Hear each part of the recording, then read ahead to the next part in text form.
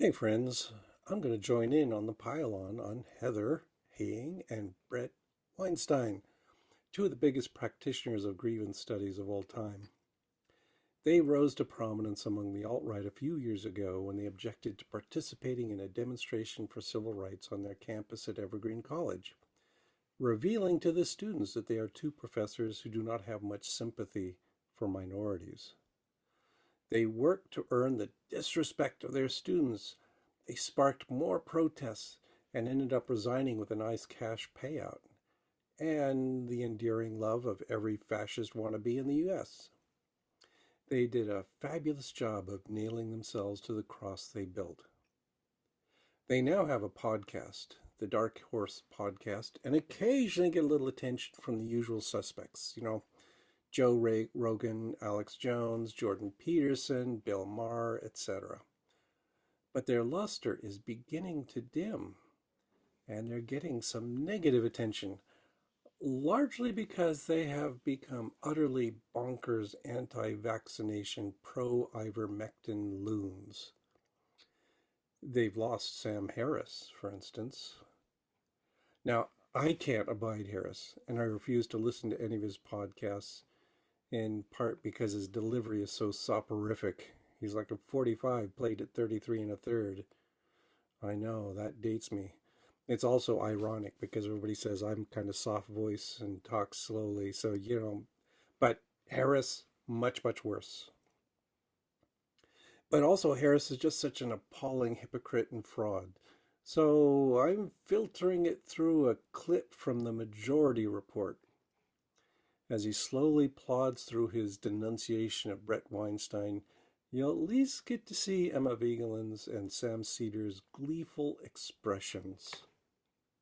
But the reason why I don't want to do a podcast with Bret and Heather is the same as why I wouldn't do a podcast with a 9/11 truth conspiracy theorist or Alex Jones or anyone in that world. Charles Murray. Because there's a basic asymmetry which is very hard to overcome. It's so much easier to make a mess than to clean it up. It's so much easier to light several small fires than to put them out. It's like a 10-to-1 advantage. Yeah, so Sam Harris repudiates Weinstein's anti-vax nonsense, comparing him to Alex Jones, which has got to sting. But then he's also got to sanctimoniously claim he's got boundaries, to which Sater gets to mutter Charles Murray. Yeah. Harris cannot claim to be discriminating in his choice of guests. So Harris is also complaining that it's easy to light small fires, failing to appreciate that after 9/11 he was busy lighting great big Islamophobic bonfires all over the country. But guess what? I'm not going to jump on their patent privilege and lack of support for civil rights, nor am I going to get irate about their denial of modern medicine, although both of those deserve a major drubbing. No, I'm going to go after their lesser crime of doing bad biology, specifically bad evolutionary biology. You see, they just came out with a new book. Yeah. So, this is a book, A Hunter-Gatherer's Guide to the 21st Century, Evolution and the Challenges of Modern Life. And just the title sets off alarm bells all over the place for me. I kind of know where this book is going to be going. But also take a look at who is endorsing it on the Amazon page for it. Oh, look, there's Dr. Jordan B. Peterson. Yeah, that's a ringing endorsement to follow on. He doesn't have anything specific to say about it, but yeah, um, they're profound apparently. Also, there's Jonathan Haidt. I don't have much to say about Jonathan Haidt. I cannot stand Jonathan Haidt. He is a pro-conservative, middle-of-the-road guy who will always stand up for the status quo. So, not impressed. They got Sebastian Junger. He's the author of The Perfect Storm. I like that book, The Perfect Storm. I thought that was a good book. Good movie, too. Uh, But so what? He's a writer. He's not particularly qualified to be discussing evolutionary biology. And then Christina Hoff Sommers. Oh, great. Oh, great. Yeah, hitting the right wing think tanks for every clueless twit to give you an endorsement is not a good sign for the book. Then somebody called Jamie Wheel, no idea who he is, didn't bother to look him up. And then the heartbreak. Robert Sapolsky also recommends it. Oh man, I really like Robert Sapolsky's writing. I think his books are excellent. He's a primate endocrinologist who's written some really good stuff. And here he is chattering on about political correctness and oh, okay. I will survive. I'll probably still read his books because they're very good on primate hormones and things like that. So yeah, that's I'll stick with him. But uh, yeah, never get to know your heroes. Okay, so these are reviews that persuade me I don't ever want to read this book. It appeals to all the wrong people. Can't even tell me anything specific about the contents. And then someone posted excerpts from it online. And suddenly those claims of it being well researched and insightful look a bit bogus. Okay, this is something from Twitter, which is never a good source, but it's one place where I find some literal copies of the words from the book. So we'll take a look at it. So here's one. It says, consider your ethnicity and look to its culinary tradition for a guide to diet. If you are Italian, look to Italian cuisine for clues as to how you should eat. If you are Japanese, look to Japanese cuisine. In particular, look to the culinary traditions of home cooking, as the foods represented in restaurants, while often delicious, often represent only a sliver of a culinary tradition's full panoply of options. Huh. This is only mildly peculiar. It's the should that bugs me. If you're brought up with a particular cuisine, sure, enjoy it. No culture intentionally makes bad food that they can't live on. But why can't I, a person of North European ancestry, also look to Japanese or Italian traditions? It's all good. Am I only supposed to live on barley, potatoes, and cod? Why are they recommending this? That's where it gets kind of weird. So it's a weird thing to do, is to say, yeah, if you're a particular ethnicity, you should focus on that ethnic tradition's food. We're going to have that justified for us, aren't we? So here's where the should is explained, and it gets even worse. Okay, so it says cultural differences, which are often based in geography, may well affect your optimal diet. And those cultural differences may have moved into the gene layer. Wait a minute. Okay, just step back a minute. Your optimal diet. What does that mean? That the best food for you is the stuff your great great grandparents ate? I'm gonna have to explain to my doctor then, because that I just gonna have to cut out all the olive oil. Sorry. That stuff comes from the Mediterranean, and there's no Mediterranean ancestry in my history. I'm going to have to switch to good old lard, because that's what my English and Scandinavian forebears lived on. Because apparently my genes are optimized for that. I don't believe that. Okay. And then there's this stuff about, and those cultural differences may have moved into the gene layer, reflecting population level genetic predispositions to particular foods. Now, there's a surprising claim. I don't know what they mean by moving into the gene layer. Are they talking about genetic accommodation or something? Uh, it's strange gibberish. I don't know. Cause and effect, please. Where is this coming from? And then this implication that there are genetic predispositions to particular foods. They mentioned lactase persistence, but they previously talked about Japanese and Italian food. Are you telling me Italian people are genetically predisposed to liking spaghetti. No, no, please don't. This is so much nonsense, unjustifiable nonsense. Then they say, remember the Omega principle, which posits that expensive and long-lasting cultural traits like cuisine should be presumed to be adaptive. Wait a minute here. Okay. Cultural traits like cuisine are not long-lived.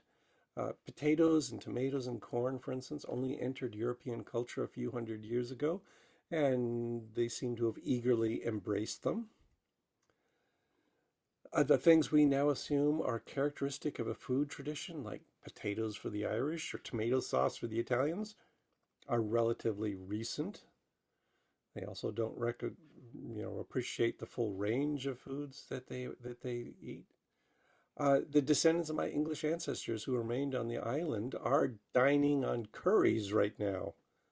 Shock, horror. Their genes aren't adapted to that. There's most definitely an aspect of biological adaptedness to our diets, but it's at the level of an appropriate mix of carbohydrates, fats, and proteins, not what specific cooking techniques use to make those macromolecules palatable. This sounds like rank adaptationism to an excessive degree. And what the heck is the Omega principle? I searched my textbooks. It's not there. I Googled it. I found a few odd business sites. They labeled some business practice the Omega principle. Um, it isn't relevant. I found nothing appropriate to this subject. So what the heck is the Omega principle? And here it is. Epigenetic regulators such as culture are superior to genes and they are more flexible and can adapt more rapidly. And epigenetic regulators such as culture evolved to serve the genome. Oh wow, this is some pretty rank baloney here. I don't even know where to start.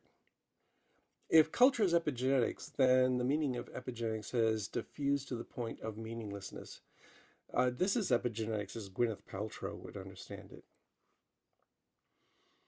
Further, why would you claim that environmentally modulated genes and environmentally modulated changes in the expression of genes is superior to genes? What does superior even mean in this context? Uh, uh, why are you ranking these things? I wouldn't. I think epigenetics is kind of neat, but I wouldn't rank it above or below genes. It's part of genes. It's how they're controlled. It's just that's it. And then further, it gets undercut and twisted around by saying that the culture serves the genome. This is gobbledygook. What are you talking about? Culture serves the genome. Okay, it's garbage. And yet they give this grandiose title to this incomprehensible and unsupported claim. I would like to know if there's some literature source cited for this, but I'm not interested enough to want to spend money on the book. Sorry. Okay, those quotes are just a tease. They came from Twitter. Yeah, you can't get much on Twitter. So what is the book about? So I went looking and I found something. I had to listen to a Michael Shermer interview with Hang and Weinstein to find out. And to make it sweet and short, it's evolutionary psychology. I should have guessed that from the title. So Shermer writes, we are living through the most prosperous age in all of human history, yet people are more listless, divided, and miserable than ever.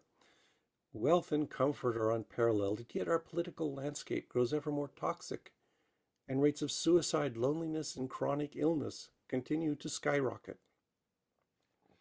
How do we explain the gap between those two truths? What's more, what can we do to close it?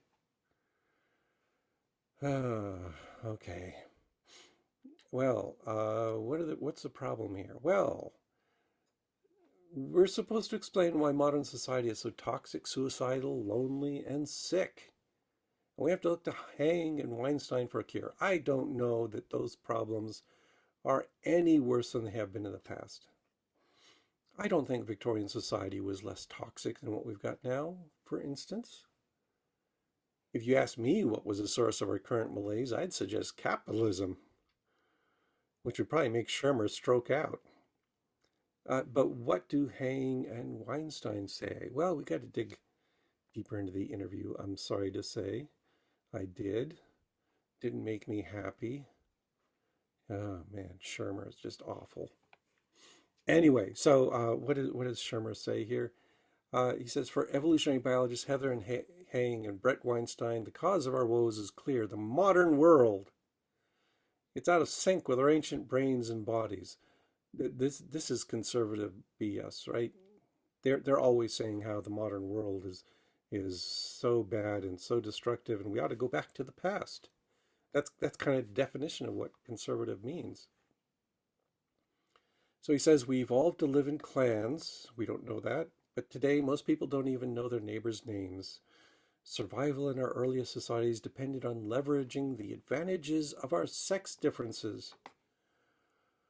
Oh, yeah, you knew that was coming.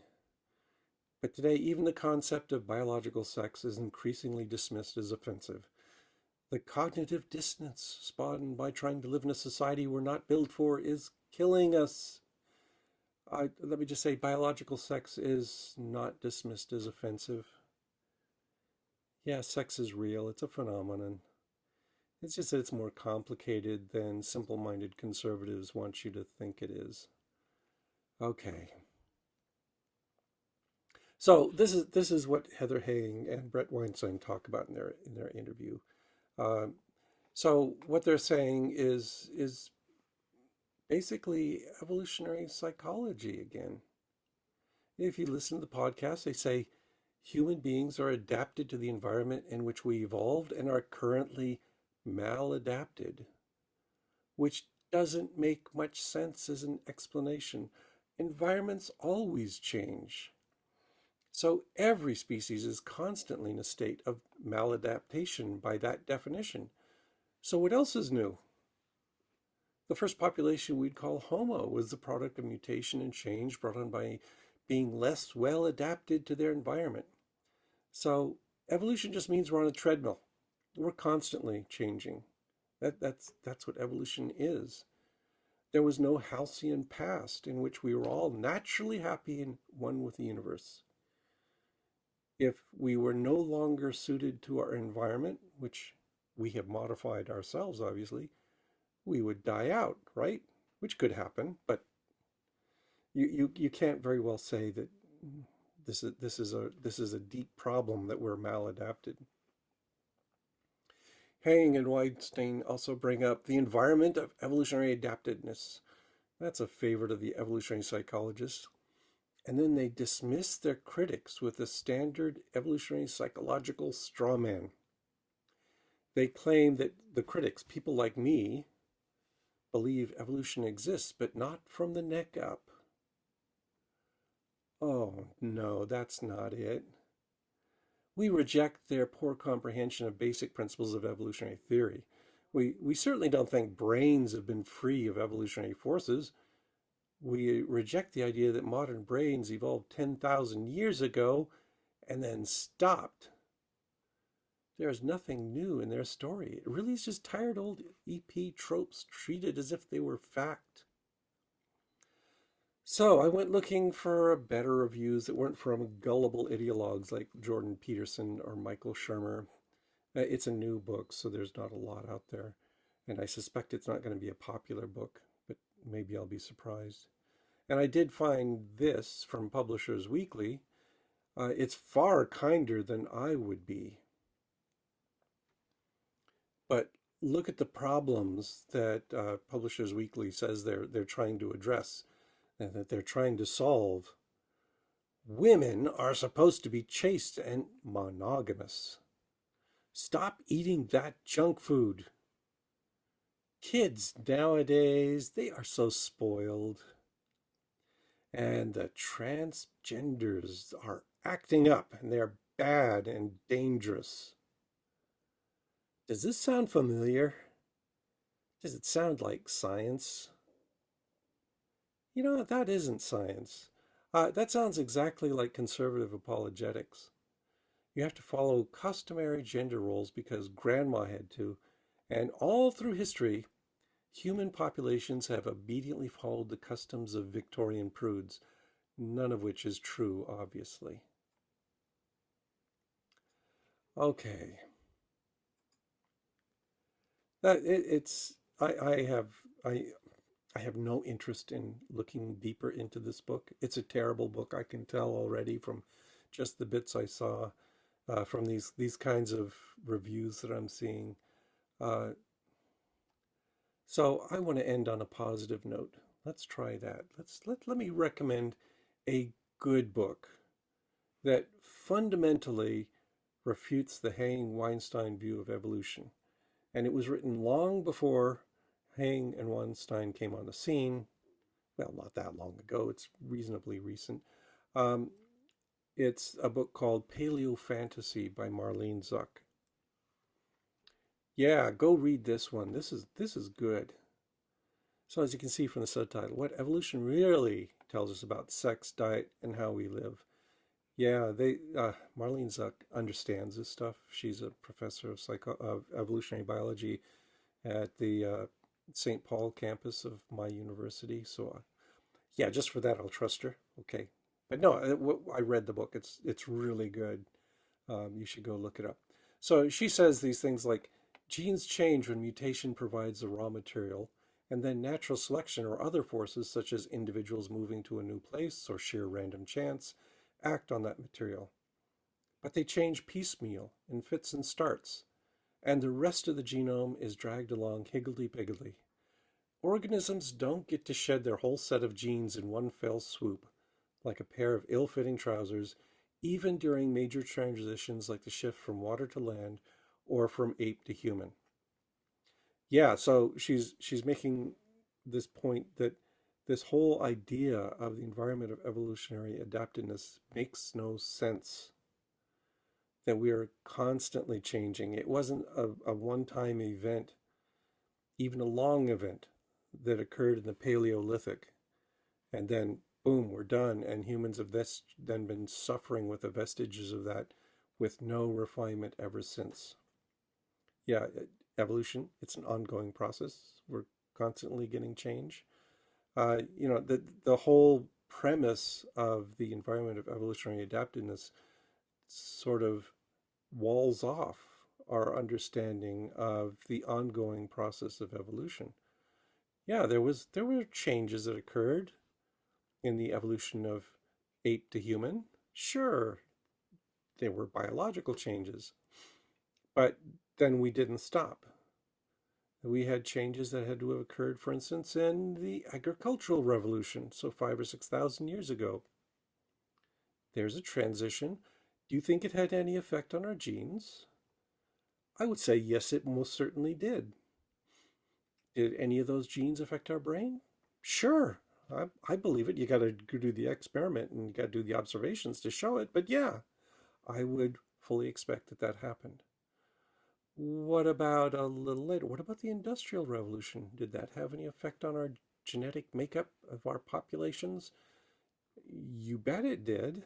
We just don't have it fully characterized. All the things that are going on in modern society are having repercussions in our genetics that we're not, those of us on my side are not denying the role of the environment and of evolution on our genes. We're instead saying that this cartoonish nonsense that these people promulgate is just not the way it ever happened. Yeah, and no, this is wise stuff, right? Marlene Zuck knows her stuff, and one of the things she points out is okay, migration, moving to a new place, or sheer random chance are acting on these processes. One of the ways you can immediately tell a poser in the field of evolutionary biology is when they talk only about adaptation and don't bring up interesting things like drift and chance. Drift and chance are probably dominant in our genetic makeup. Things like adaptedness. That's important for very specific phenomena that are key to our success and our survival. But if you just go browsing through the genome, you're going to find a lot of, random stuff in there. You're also going to find a lot of relics from our pre-human ancestry. It's all in there. So don't pretend it's not there, or pretend that your critics think it's not there. Zuk goes on to say, new molecular techniques are allowing scientists to pinpoint which genes are evolutionarily conserved, that is, essentially unchanged, as different groups split off from each other in history, and which are more recent. While it is true that more recently separated groups, like humans and apes, share more genes than do distant relatives, like humans and carnations, that relationship does not mean those shared genes arose at any particular point in our hunter-gatherer past or elsewhere, and now cannot catch up. As anthropologists Beverly Strassman and Robin Dunbar point out, from a genetic standpoint, the Stone Age may have no greater significance than any other period of our evolutionary past. Note what's important there. It's not saying that Stone Age was not important from a genetic standpoint. It's saying that there's lots of things that have been important. And the only ones denying the science are the people who insist that the only significant changes occurred in the Paleolithic, for instance. That's all been ongoing. Yeah. So that's my rebuttal to Haying and Weinstein, is they've left off major components of evolutionary theory, and they've written a whole book that goes on and on about their own peculiar position on this. Okay, so let me leave it at that. Okay, that's enough. You got a good book recommendation. Go read Marlene Zuk's Paleofantasy. It really is that good. I recommend it highly. And then hang around for another minute and just watch my list of Patreons fly by. They're all good people. They support me on Patreon. You can support me on Patreon too at patreon.com/pzmyers. And get your name in lights. Hopefully not everybody ignores it. Okay, thank you. It's been fun. I will try to get back on this track and talk to you next week. So long.